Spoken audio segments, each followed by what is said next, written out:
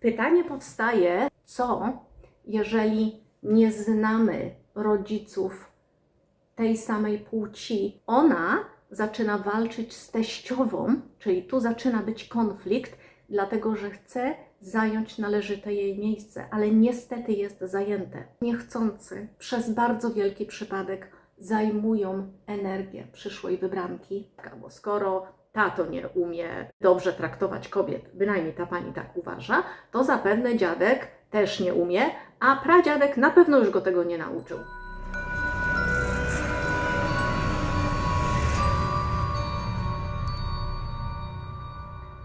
Dzień dobry. Dzisiaj nagranie będzie kontynuacją nagrania pod tytułem Dlaczego taki związek nie może się udać? I przypomnę tylko pokrótce, o czym opowiadałam. Opowiadałam w tamtym nagraniu o dwóch osobach, które są w konflikcie, które nie rozmawiają ze sobą, czyli nie odnoszą się w kłótniach lub sprzeczkach do siebie, czyli tylko odnoszą się do rodzin pochodzenia. Znowu będę używać tutaj mój koszyk z figurkami do ustawień systemowych. Tu mam już przygotowaną panią i przygotowanego pana. Wygląda to tak, że dwie osoby rozmawiają ze sobą i są w jakimś konflikcie. Za tą panią stoi jej mama. Za mamą stoi babcia i potem mamy prababcię. Za panem jest tato, dziadek, tak ładnie wyglądający, i pradziadek.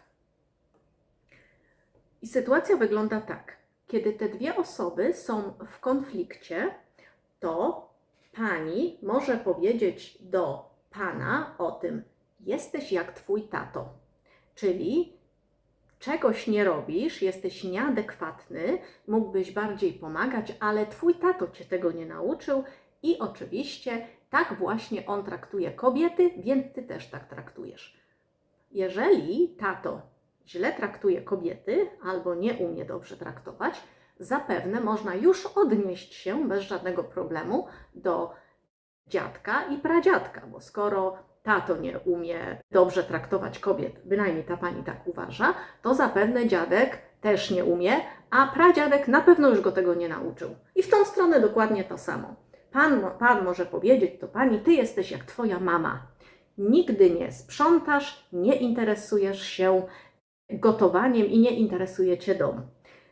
Można szybko odnieść się do mamy tej pani: twoja mama cię tego nie nauczyła. Jeżeli mama cię nie nauczyła, no można już wyjść z założenia, że zapewne babcia też nie nauczyła mamy, a prababcia zapewne również nie nauczyła. Wiadomym jest, że jeżeli oni ze sobą dyskutują i odnoszą się do rodzin pochodzenia, to staną do walki, dlatego, bo jak wcześniej mówiłam, tu są bardzo duże siły. Wszyscy po tej stronie walczyli. Mówię o przodkach, mówię o wojnach, mówię o trudnych sytuacjach. Przetrwali tak naprawdę, bo on jest tego dowodem. Po tej stronie kobiety również walczyły, rodziły, starały się, bo ona tutaj jest. Więc jeżeli te dwie osoby są w dialogu i odniosą się do rodzin pochodzenia, staną oni do walki, tak jak oni wszyscy stanęli do walki, żeby te dwie osoby tu się znalazły. Więc dzieje się to po prostu z automatu. Zapewne Państwo tego doświadczyli. Tak się bardzo często dzieje i chociaż nie rozumiemy tej dynamiki, ona właśnie tak wygląda. Jak widzicie Państwo, po tej stronie postawiłam samych mężczyzn, a po tej kobiety. I powstaje pytanie, dlaczego nie postawiłam przy pradziadku, nie postawiłam jego kobiety, żony, przy dziadku również i przy tacie nie postawiłam mamy.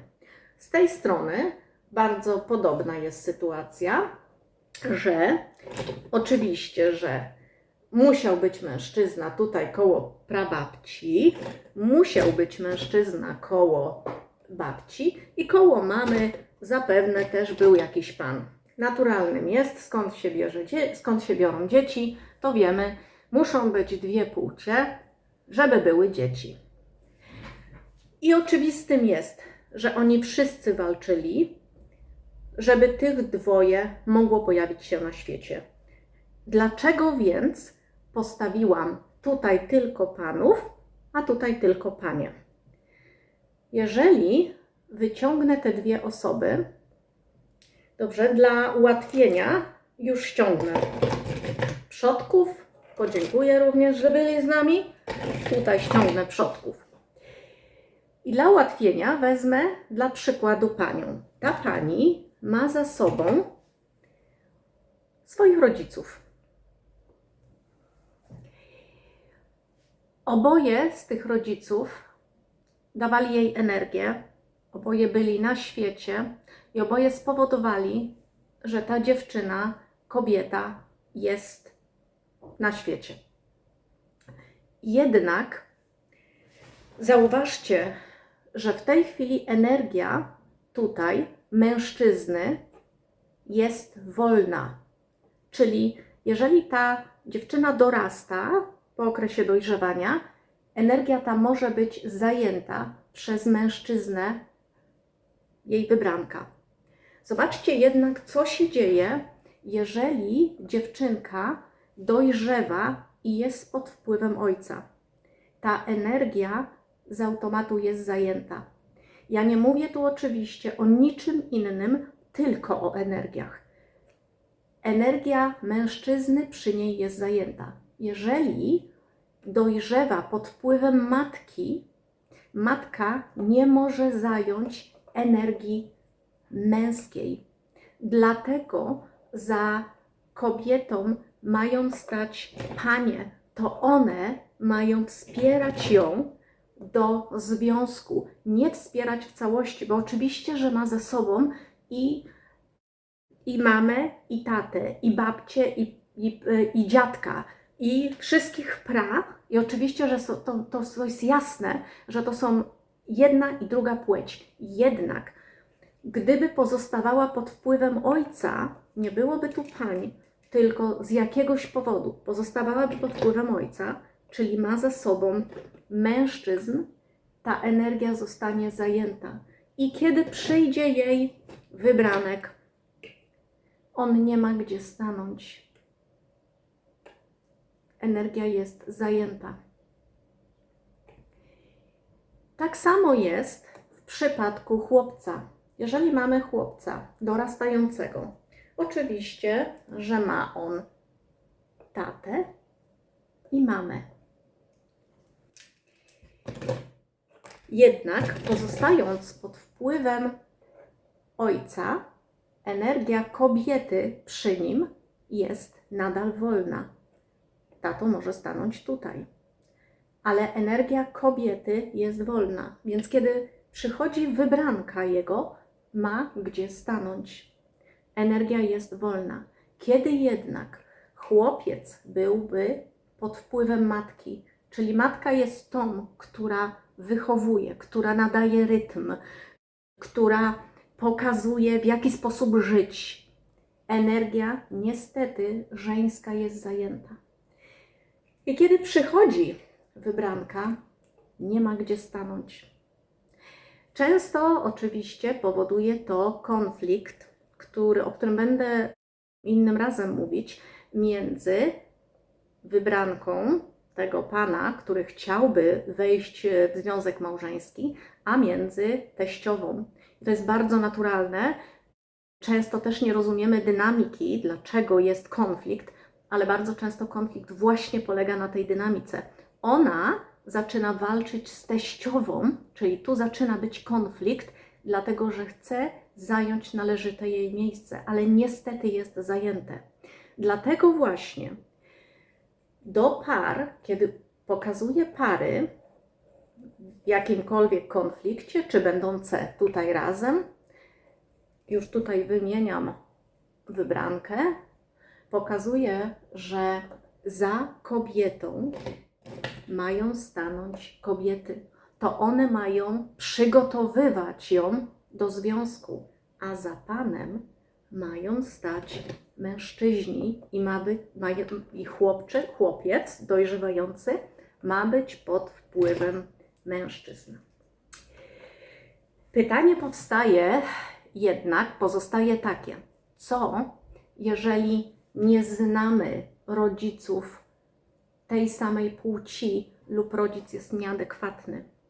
Wtedy sytuacja być może jest nieco trudniejsza, ale jednak należy korzystać z babci, z cioć, z nauczycielek, z sąsiadek. W przypadku chłopca niejednokrotnie mamie może będzie trudno, ale należy w cudzysłowiu oddać chłopca pod wpływ mężczyzn. Może pod wpływ dziadka, może znajdzie się jakiś nauczyciel.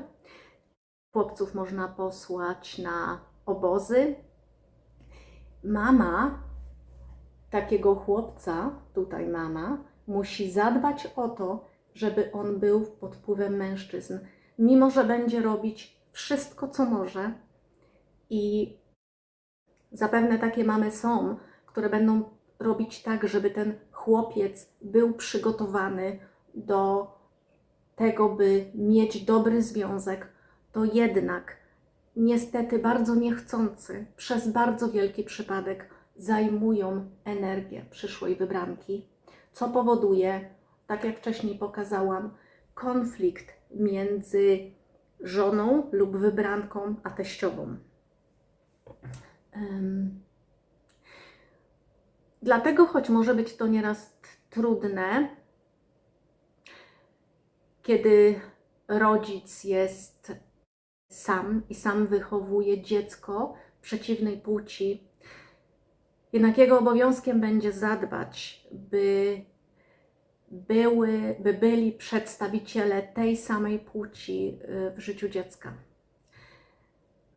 Bardzo dziękuję za uwagę. Jestem bardzo ciekawa Waszej opinii na ten temat. I oczywiście będę starać się odpowiedzieć na każde pytanie, jakie pojawi się w tej materii. Bardzo, bardzo dziękuję za uwagę.